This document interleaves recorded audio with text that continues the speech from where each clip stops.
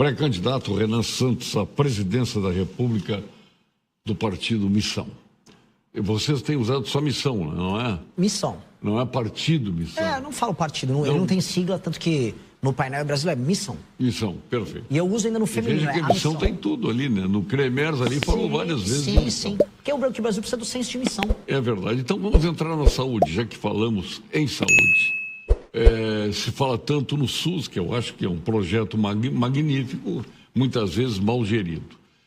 As suas soluções para da saúde propriamente dita, utilizando o SUS, não se pode falar muito, mas se pode solucionar o muito de problema que temos, ou dos problemas que temos. Como o senhor transformaria essa saúde pública no Brasil? De que forma? Fico muito feliz com a pergunta, porque é o seguinte, a questão do SUS é pouco colocada para candidatos de direita.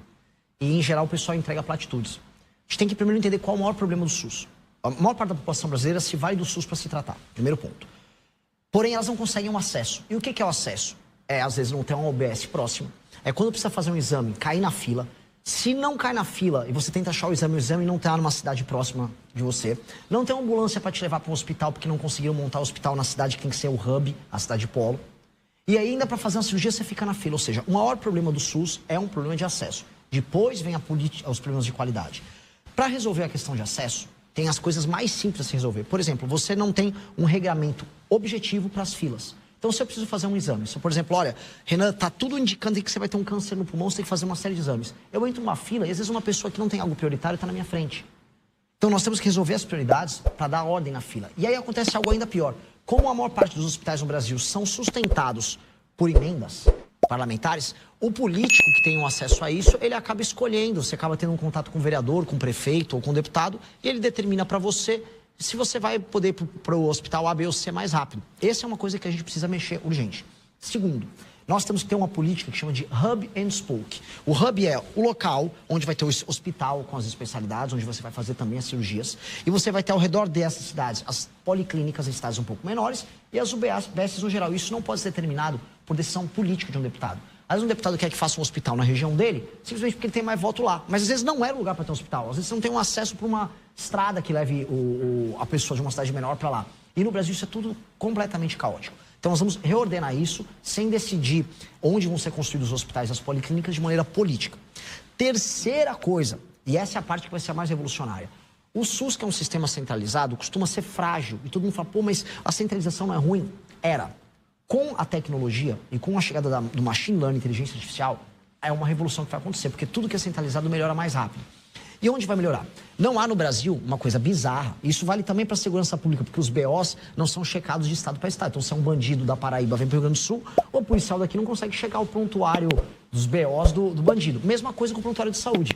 A gente tem que instituir o que a gente vai chamar de pronto, que é o prontuário único. Todas as vezes que uma pessoa faz uma consulta, que ela vai num médico, tudo aquilo é catalogado num documento só, que tem uma espécie de linha do tempo de todas as passagens. Aí o que acontece? Quando eu tenho esse documento, que é um documento igual em todo o território nacional, a inteligência artificial fica checando os padrões. Fala, essa pessoa vai desenvolver diabetes.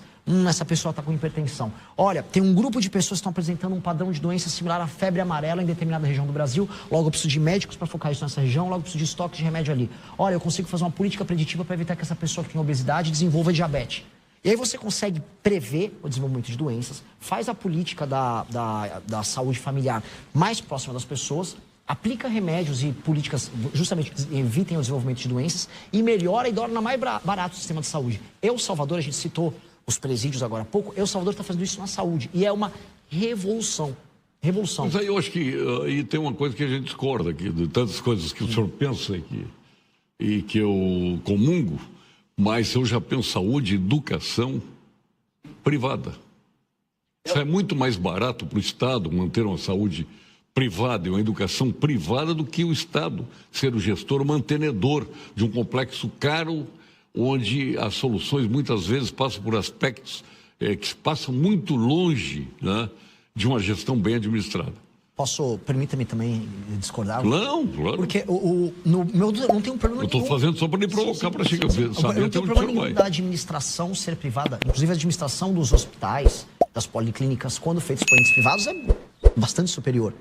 Inclusive, o SUS inclui redes de santas casas, redes de hospitais que são capazes... filantrópicos.